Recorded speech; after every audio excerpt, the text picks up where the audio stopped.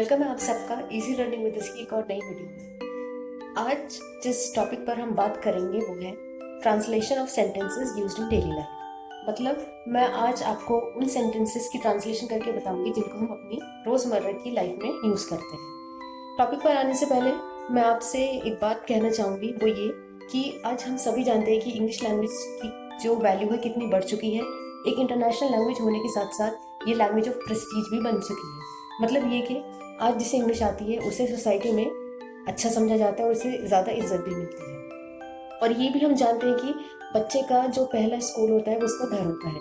तो जाहिर बात है बच्चा जो घर में सुनेगा वही सीखेगा। और हमारी जनरेशन के साथ जिस सोसाइटी में हम रहते हैं वहाँ पर प्रॉब्लम क्या है, हम लोग उनको इंग्लिश से फेमिलियर नहीं करा पाते। जब वो लोग स्कूल जाते हैं तो वो वही लैंग्वेज बोलते हैं जो उन्होंने घर में सुनी होती है या फिर जो उनके बड़े बोलते हैं। तो क्या होता है, वहाँ पर बच्चे इंग्लिश बोलने में उनको प्रॉब्लम आती है।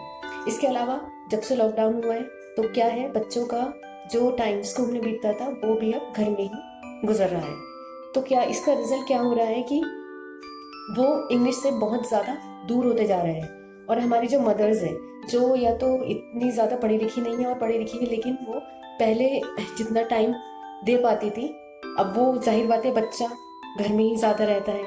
तो क्या है कि उनको बच्चों के साथ जो है वक्त ज़्यादा बिताने का मौका मिल रहा है। तो मैंने ये वीडियो उन मदर्स के लिए बनाई है जिससे कि वो इस तरह के इंग्लिश में सेंटेंसेस अपने बच्चों के साथ जब बोलेंगी तो उनके बच्चे भी बहुत ज़्यादा यूज्ड हो जाएंगे सेंटेंसेस को बोलने में और उनको कभी भी डिफ़िकल्टी नहीं आएगी। तो आज के लिए जो मैंने सेंटेंसेस चूज़ करे हैं वो ऐसे हैं कि जिन्हें हम अपनी लाइफ में बोलते हैं लेकिन अपनी मदर टंग में, और इंग्लिश में बोलने में उसे हमें परेशानी होती या फिर हमें उनकी ट्रांसलेशन नहीं पता होती। तो आज मैं आपको इसी तरह के सेंटेंसेस की इंग्लिश बताऊंगी। तो बिना कुछ देर लिए चलिए वीडियो को स्टार्ट करते हैं। पहला जो सेंटेंस है आपकी स्क्रीन पर वो है बिस्तर लगा दो। अब ये जो सेंटेंस है ये हम सभी बोलते ही हैं, लेकिन अगर इसको इंग्लिश में बोलने की बात आती है तो हम सोचने पड़ जाते हैं। तो मैं आपको बताती हूँ कि अगर आपको बिस्तर लगा दो को इंग्लिश में कहना है तो आप क्या कहेंगे। आप कहेंगे मेक द बेड। क्या कहेंगे आप? Make the bed. तो इस तरह के सेंटेंसेस जो घर के बड़े हैं, मदर है या सिबलिंग्स होते हैं, आपस में इस तरह से बोलेंगे तो बच्चों को इंग्लिश बोलने की आदत पड़ेगी। और ये जो छोटे छोटे सेंटेंसेस हैं इनको इंग्लिश में बोलने में उनको कभी भी प्रॉब्लम नहीं आएगी। और बच्चा जब तक इन बातों को अपनी रियल लाइफ से कनेक्ट नहीं करेगा तब तक वो इंग्लिश को अच्छे से नहीं बोल पाता, उसके अंदर वो कॉन्फिडेंस डेवलप नहीं हो पाता। इसीलिए हमको इंग्लिश बोलने और सुनने की आदत उनको घर से ही डालनी पड़ेगी। तो नेक्स्ट सेंटेंस देखते हैं क्या है। नेक्स्ट सेंटेंस है नाश्ता कर लो।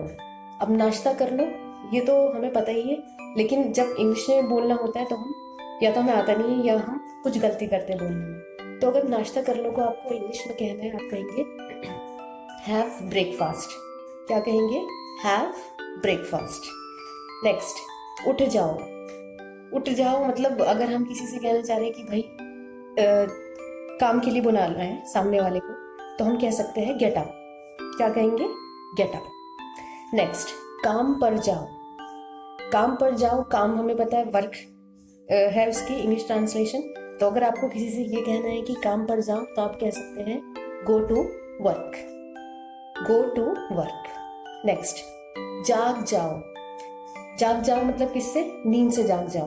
और जो ऊपर वाला था वो क्या था? उठ जाना। मतलब यहाँ पर हम नींद से नहीं उठा रहे, उठ जाने में। अगर कोई बैठा है हम उससे ये कह रहे हैं तब हम कहेंगे गेट अप। लेकिन अगर हमें किसी को नींद से उठाना है तो हम क्या कहेंगे? Wake up. जाग जाओ को इंग्लिश में कहते हैं वेक अप।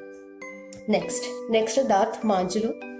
दांत मांज लो को अगर आप इंग्लिश ट्रांसलेशन इसकी करेंगे तो वो होगा ब्रश योर टीथ।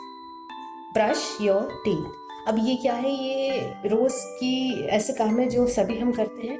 तो अगर हम इन सेंटेंसेस को अपने बच्चों के साथ हिंदी में ना बोलकर इंग्लिश में बोलें तो इन सेंटेंसेस को बोलने की उनको आदत पड़ जाएगी और ये चीज़ उनकी लाइफ का एक हिस्सा बन जाएगी और उनके अंदर कॉन्फिडेंस भी डेवलप होगा। तो प्लीज़ मैं सब जो लोग भी ये वीडियो सुन रहे हैं इस वक्त, मैं सबको यही रिकमेंड करूँगी कि आप लोग इस तरह के छोटे छोटे सेंटेंसेस अपने बच्चों के साथ बोलें जिससे कि उनका कॉन्फिडेंस बिल्डअप हो सके। नेक्स्ट सेंटेंस देखते हैं जो है घर जाओ। घर जाओ को आप कहेंगे go home. Go home. Next कपड़े तय कर लो।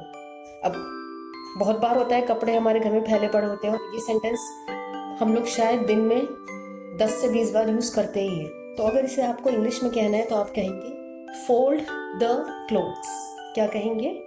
Fold the clothes. Next sentence देखते हैं, चादर बदल दो। चादर बदलनी है किसकी? बेड की। तो हम कहेंगे चेंज द बेड शीट। क्या कहेंगे आप? Change the bed sheet. और लास्ट सेंटेंस है आपका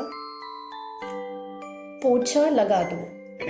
पोछा लगा दो अगर आपको किसी से कहना है इंग्लिश में तो आप कहेंगे मॉप द फ्लोर। क्या कहेंगे आप? Mop the floor. तो आज के लिए बस इतना ही। मैं उम्मीद करती हूँ कि आज जिन सेंटेंसेस को मैंने आज यहाँ डिस्कस किया है हिंदी में और उनकी इंग्लिश ट्रांसलेशन बताई है, तो आप आज के बाद कभी भी उन सेंटेंसेस को हिंदी में नहीं बोलेंगे या अपनी मदर टंग में आप इंग्लिश में ही बोलेंगे, जिससे कि घर में भी एक इंग्लिश एनवायरनमेंट बन सके और बच्चों को ऐसा महसूस हो कि जो इंग्लिश है वो एक फॉरेन लैंग्वेज नहीं है, वो उनकी लाइफ का ही हिस्सा है। और जब तक हम उनको इस चीज़ की आदत नहीं डालेंगे वो हमेशा जो है इंग्लिश से डरते रहेंगे। तो हमको ऐसा एनवायरनमेंट क्रिएट करना है अपने घर में जिससे कि उनको इंग्लिश से कनेक्शन बिल्डअप हो सके और वो कभी भी इंग्लिश बोलने में ना डरे। तो आज के वीडियो में बस इतना ही।